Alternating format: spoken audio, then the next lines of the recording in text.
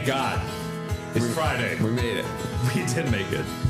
Here we are, second cup of sunrise. Brennan and James with you again.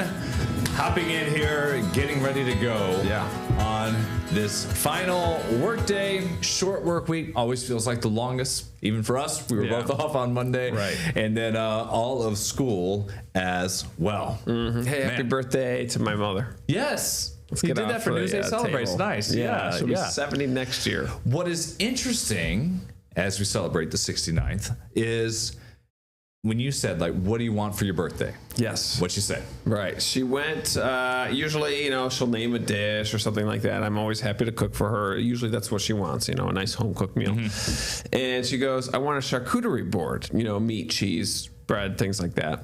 And I'm like, okay. And what else? She's like, just the charcuterie board. That's all she wanted.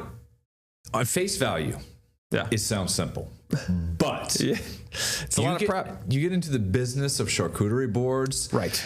It's not a judgment-free zone. This is people share pictures of it. It's what cheese, how are the meats rolled up, how they pair together. Presentation. Oh my goodness. Yes. Yeah. She's like, I just want a low maintenance, and I'm like, Mom, if you just said like a pulled pork, I could do a pulled pork. Have you ever I could do sandwiches? But no, we got a spread yesterday.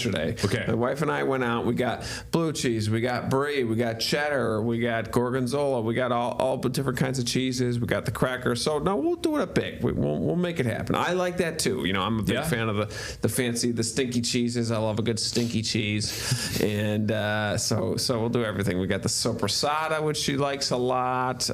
Different pepperonis, things like that, dried meats. So yeah, we'll make it. You doing crackers or bread? Or both? Both. Yeah.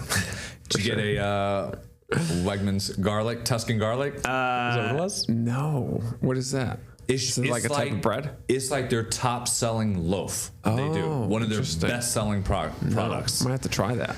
And by the way, time out. So, do you hear that? I'm just a little annoyed. You've been a busy guy this morning. I know. It's been busy around here. So I came in here, everybody, between the shows. So what happens is we do our sunrise show and we do our cut-ins during CBS mornings. We have to hustle in here. We hustle in here, make sure the lights are okay, our graphics are up, that it does say September 5th. Made sure that I checked that. Right. Make sure all the videos are playing. You and I pick what we're going to do here. Yeah. We actually build a rundown, a show here, and it goes in order on our iPad. A lot of times we don't, we just, free fall. This is most podcasts. Most podcasts usually have a general rundown of activities. But so I came in here this morning, and we've timed it out now with our iTeam. It's every 32 to 33 seconds of this. This whooshing sound. We have some work going on in the basement of this building. Yes. Clean it up. Get it up to code. Asbestos. Yes, a lot going on. And I said, are these guys working downstairs in the basement beneath us? Yeah. And no, it's, I guess the CPU it's the computer. The computer is struggling. So twice a minute now, it is just ramping up, doing something. Just whooshing. So that's what we have. And you brought up a point before we started, which was just going nonstop. So we could have, almost like the tower fan that we have in the back. Right. That was going the whole time. Yeah. And it's behind Brennan, so you'll probably hear it from his microphone. It is right here. Not mine. So if that gets annoying to you, you hear it, just know it's annoying us a little bit here this morning. But making you aware. We're very transparent on this show. We are. People, we have this fan in here because of the cleaning and everything going on to make sure it's going in. Yeah. I mean, it's just, and these mics are so sensitive and so good, it picks it up. We're going to power through. We'll fight through it. We'll make it happen. We are back to football. So we got to have some positive vibes for that. Late, wild game. Should we talk about last night? Yeah, I want to talk about it. With Philly and the Cowboys, this game ended after 12:15. Lightning delay. They had a 65-minute lightning delay in the second half. And take you to ESPN's homepage here. Yeah. Jalen Carter, star defensive player for the Eagles, he spits on Dak Prescott before the first play from scrimmage for them. Obviously, Dak Prescott, they were exchanging words. He didn't just randomly spit on them. So I'm sure they were insulting each other, but that is another bar too high. Yeah, there was also the spit from Dak. People were tweeting there's a second spitter. Yeah, out there. like someone spit on him, and then so he returned the spit. Yeah. I personally, spit for me, like spitting on someone, is like so low. I would rather have you punch me in the face than spit at me. I don't know. For some reason, for me, it's just so disrespectful. Yeah. Like, I Horrible. think that ejection is 100% warranted. Yeah, and we'll see if there's any suspension. Possible. He's going to have to pay some money to the suites in New York, the fine by the league. Yeah, I mean, shove him. I'd rather you shove the guy than spit on him. It's so insulting, you know? If you shove, like it's just a flag or something, spit, it's like gone. Yeah.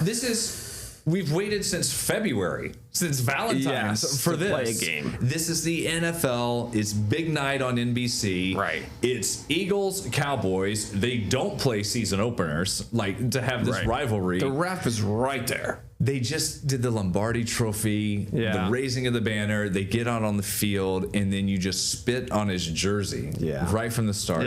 Gone. Not okay. Gone. Yeah. Not a great way to start the game, but it was a good game overall. Games went on 24-20, so decent scoring. Jalen Hurts running on the ground. It's amazing. Hurts was running on the ground, and then I do want to give a shout out to the Cowboys for actually putting up a fight. Yeah. So that was cool to see.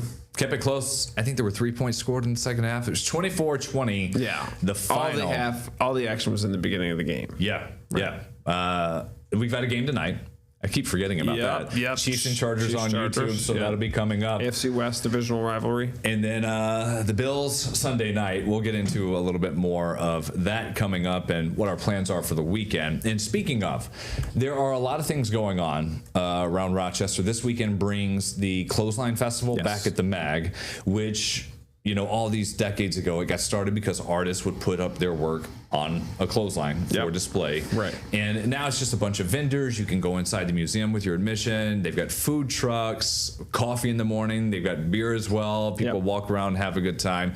It's a fun festival. And I brought up on our show the Webster Garlic Festival. Yes. It's this weekend. And everyone's like, what's that? And I'm like, well, yes, what it sounds like. People do walk around and just buy a ton of garlic. They walk around with necklaces of it like they're just coming back from Hawaii. Garlic season. Yes, garlic gloves. It's fun because they bring alpacas. They get food and ice cream trucks. Nice. Big brisket barbecue trucks. One of my favorite spots to nice. stop. So there's some music and stuff. Yeah, and it's there are the typical vendors, local restaurants, people who bring out artists, and then there are beer tastings, wine tastings. It's your general festival with a big section of garlic that comes into it. I've never bought just garlic from there, but different oils, sauces based, I'll line up and do that. Why it's not? fun. Just get out. As long as the weather's nice. We got some rain tomorrow, but Sunday looks pretty good. The last time I've been to the Clothesline Festival really twice, I think. And the first time I had no idea what it was. I lived in the neighborhood of the arts, went to a coffee shop and just like saw some tents and some commotion going on at the Memorial Art Gallery, and so I just strolled on over and checked it out. It was a pretty cool little spot. You know, they do a great job with setting up the tents. There's obviously art in the gallery, and then as well as outside. So it's cool to see. I've been days when it's blasting hot. Yeah, you really can get I've also been where it can be cooler, but yeah, it's so much going on. This is just ways that you can kind of kill time getting there until Sunday night and the Bills game. Right. What are you going to do Sunday for NFL Sunday? So let's see. I think I'm going to my mother-in-law's house. Usually we go over there and we alternate weeks. So we'll go over there. I'll probably do a stir fry, cook up a stir fry, I think is what we were leaning towards. Stick of butter stir fry, as I should start to call it. Whole stick. Yeah. There you go. So I usually do, the whole kit and caboodle there. So I'll do that. We'll go over there probably around lunchtime. Kids nap early in the afternoon. Usually we do most all gatherings with the Gilberts. It's pre or post nap, right? Yes, everything. So it's like right after lunch, like 12:30 to 2:30ish. So we'll probably go there at 12, do lunch there, put the kids down for a nap, and then let the games go. We'll be there till 7 o'clock or so. So. We may do, maybe it's MAG one day, maybe it's the Garlic Festival. I just keep remember, we always end up going to the Garlic Festival on that Sunday. We get there at like 11. Yeah. And I'm like, all right, fam, we've got an hour and 45 minutes. And then 1 o'clock, game time. First weekend. Got to be there to see it. So that'll probably be in some of our plans. I need you to explain what we're looking at here. What I'm about to show some people here. Yeah, sure. This is a big moment. Look at this. How about that? Yeah. So this is the new car on the way, or you have it? We have it. It's in the driveway. You have it. While I was drinking bees. We talked about that yesterday when you got stung. I got stung in my mouth. And I said my wife was running errands. That was a hide for she was buying a car. Oh, so she bought this. It is a 2025 Toyota Sienna. The van. Gilberts are a van family now. How do you feel? It's great. This is, I just ripped this off the internet. It's actually like a kind of a silvery, it's like a bluish color. But we're happy with it. You know, Lauren's car was fading. It was like a 2016 Ford Escape. We had to replace, I replaced my car. We had to get hers replaced as well. Thinking about what we wanted. We like the pickups, the bigger, SUVs. Like the sedan, larger sedans, but we wanted something that could get over 30 miles to the gallon. That's kind of my thing. We wanted something that's big, 7 seats, 30 miles per gallon. It's got the 36 to be exact. Wow. So it cruises right along. It's a fun drive. It's obviously a brand new car. So we got all this. It was made for us. She went to the dealership, picked everything out. It took 4 months to make the thing. Came here a few days ago, bought it. Boy, getting the insurance switched over was a pain. Was it? Progressive. Look, I like Progressive a lot, and you and I do the same thing where we kind of switch insurances here and there. Progressive is the one insurance that you can't just call them and say, switch the plate, or switching the plates, switch the cars. You have to go into a process online where you switch it over. So it was kind of a pain to do that, but we made it happen, and it worked. And we got the car. It looks great. It's fun to drive, and the kids love it as well. Have you driven it just solo yet? No, been in a big van by yourself? No, I've tried. Tried to weasel my way, and I'm like, hey, Lauren, you want to take the Prius today? She's like, no, I got the van. So, man, one of these days. It is very nice. Did you follow it like along the way of where they were making it, the shipping? Yes. And getting Oh, yeah. Yep. They updated you on everything there. Beautiful dash. It's got the lane assist, the adjusted seats. And I'm sure that I'm like overwhelmed by the bells and whistles on the thing. It's awesome. I still don't know all the tricks. You go 5-6 years, and it's amazing how much everything changes. When we got Steph's new SUV, she got a Subaru Ascent. So 3-4 years ago, we were still coming out of COVID delays and stuff. And this was, it was tight. It was like, listen, we've got one in Victor, another one in Greece. Right. Come look. So we went and looked at the different models, and we found one that we liked and a color. And they said, okay, it's on a train somewhere. Yeah. Oh, wow. We don't know when it's going to be here. It could be next week, and this was like, they're telling us like the first week of December, or it could be in March. And we had and it was like, showed up like 2 weeks later. That's good. On the train and got off, and it was like the one that they had at that time. Did you put a deposit down for it? So you're like, that's my car? Sure did. Yeah. That's one of the first orders. We handled most of the paperwork then. That helps a lot. And then they finally called and they said, it's there. There we go. Right. $500. Here's, hold on to this. We want the car, obviously. They made it for us. 6 miles on the car when we got it. Not bad. I was about to say, were you mad? I know, right? Should be 1 or 2. Yeah, I was like, come on, like 6 miles. My Prius had 50 on it. Yeah. So I'm like, you took a lot of test drives with this thing. So whenever I got my car and I went for the test drive, it was new. I had this car salesman. He looked like he was 13. Oh, he was wearing like this fedora, walking around, big deal. And I told my wife, I was like, Steph, and we were just dating at the time. I was like, I'm going to go see if I'm going to get a car. Sure. And she knows I am. And whenever I kind of make up my mind that I might be doing something, it's going to happen. If I'm looking at some new running shoes or something for the house, and I'll bring it up, she's like, okay, just go ahead and get them. I know you're going to get it. This is a car, yes. Yeah. So we went out, and he was like, let's take it for a spin. And we drove for like an hour. Wow. Just around. He was really going to sell it. Catching conversation. I got the car. That's what funny. it was. It worked for him. Yeah. Speaking of, so as we're, when you look at an image like this, you think about kids and being in school. Yes. I did the first car line pickup yesterday for Brooklyn. So I go out, drive to Ontario, pick up the littlest one, Julia, put her in the car, and I'm like, she hasn't had a nap yet. Hopefully she naps. Right. And we can take care of this. So start driving back. She falls asleep. Perfect. I'm like, I'm 25 minutes before pickup time. I'm like, that's okay. I'm sure there'll be some people. Yeah. I drive up there. Yeah. I'm probably the 35th car in line. And you're there with 20 minutes to spare. Pickup's like 2:15. I get there at like 1:50 almost. Oh my goodness. And I just kept thinking, people, I work a weird shift. Yes. You do too. Yeah. I'm like, what the heck do all these other people do? Yeah, we work 10-hour days, and we start at the morning at 2:30 in the morning. Yeah, and I see people that look about our age. Obviously, the kids are the same age, so we're all in the same boat. Yeah. I'm just like, is everyone else just rich? 5 days a week too. It's not like one day where you can do a half day at work. I'm done with work. I have an hour I can kill in the car pickup line. Everyone else, I'm like, does everyone then go to work at 3 p.m. or does everyone work a morning shift somewhere with me? That's so weird. Yeah. I know. It's so strange. Like, how do these people find, like, we can explain away our afternoons. Yeah. How do other people swing this? Is everybody working at 11 p.m. to 7 a.m. shift? That's what I think. I think about it when we head out in the afternoon and say I've got to run to Kohl's or even Wegmans or something. Right. And these parking lots are always packed. Yeah. And it's like, what are all you people? No one works anymore. Isn't that what everyone says? No one's working. Nannies. I think people have nannies. Yeah. Look, I'm in Pittsford. Like I'm like Fairport, Pittsford. So it's packed. We, my wife and I joke like, okay, now that we have a respectable car that we can show up in. Because when I was showing up in my 2010 Prius, and it was like duct tape on the bumper, and I'm next to the Audi and the BMW. I'm like, oh.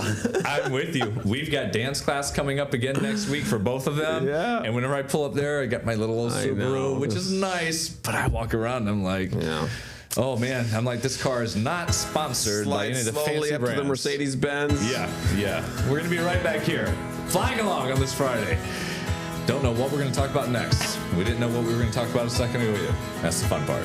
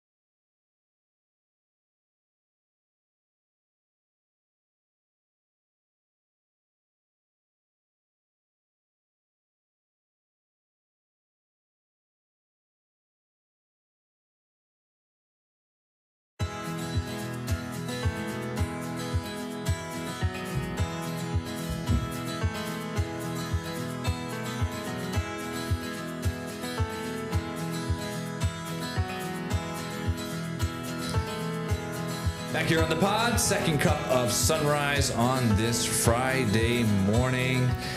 Well, there was some big news that came down yesterday in our business. Yes. In pop culture around Rochester. Yeah. The legend, Brother Weeze, his sudden retirement. And we'll see what that term means, whatever he does going forward. At least he's done and off the air over at 95.1. They had teased that there was a big announcement coming at noon. And I started listening around 11 o'clock yesterday. And he started talking about it. And basically what the station is doing is it's replacing his show a couple hours in the morning, going to all music.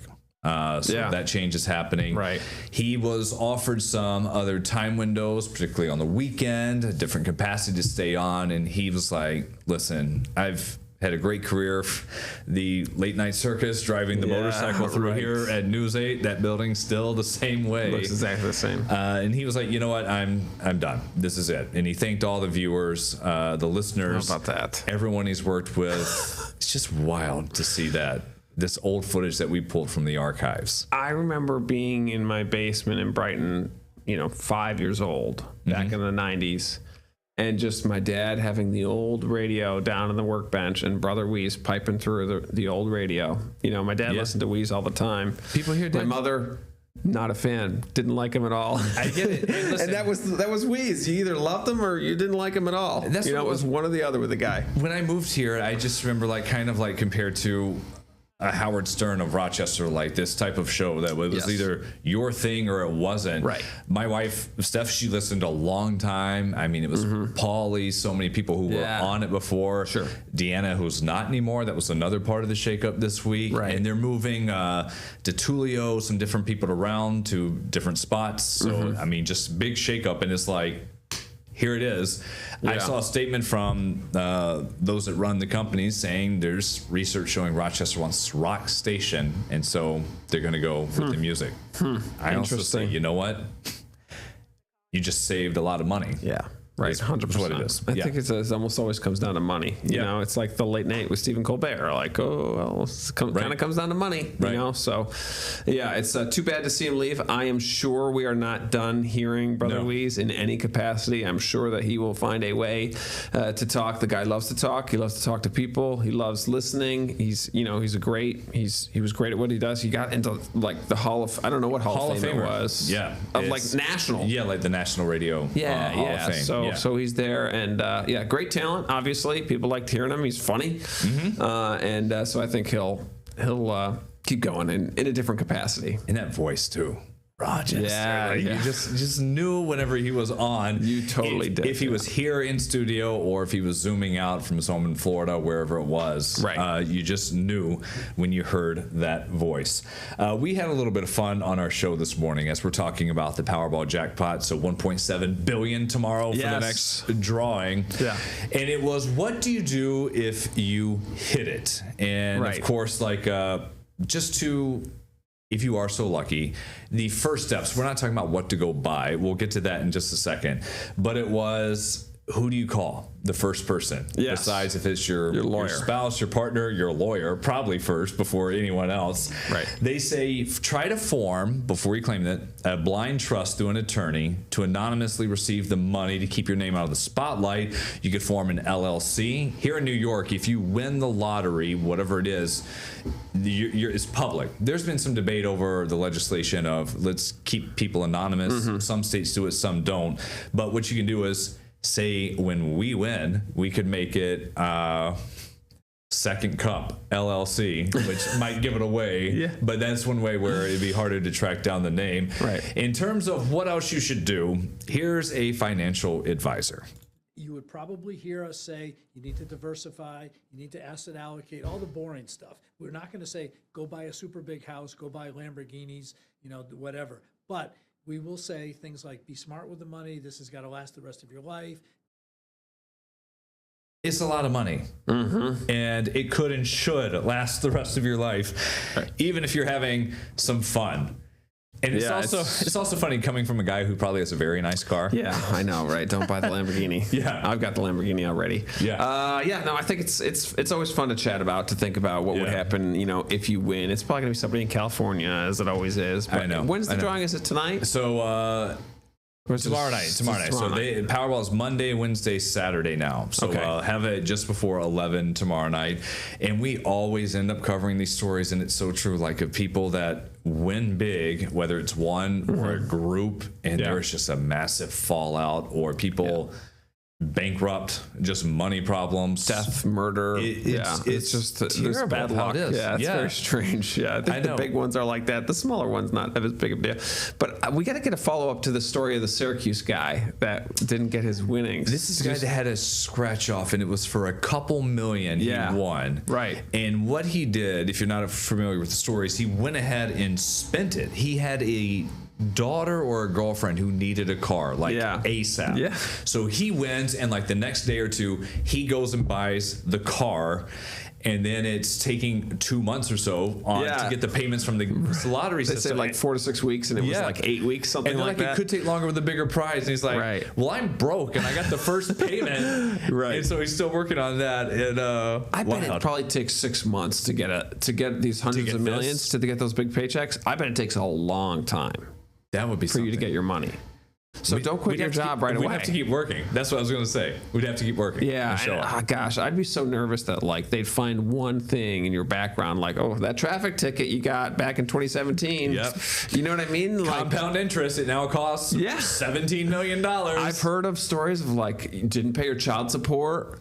They do check all this. That money, they check anything that's outstanding. Right, it's going to go for you. Any year on taxes you missed something. Right, didn't deduct something. And they basically audit you before they give you the money.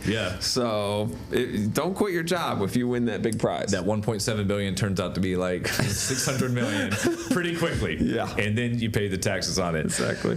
Let's just about get out of here. Anything to worry about this weekend? I was hoping we'd have a beautiful, great day, and then I looked up in the skies, and you can kind of see it. Whenever you see that glaze overhead, I always turn to our wildfire smoke map, and we can map this stuff out. There it is. And voila, there it is. Wildfire smoke gracing our skies.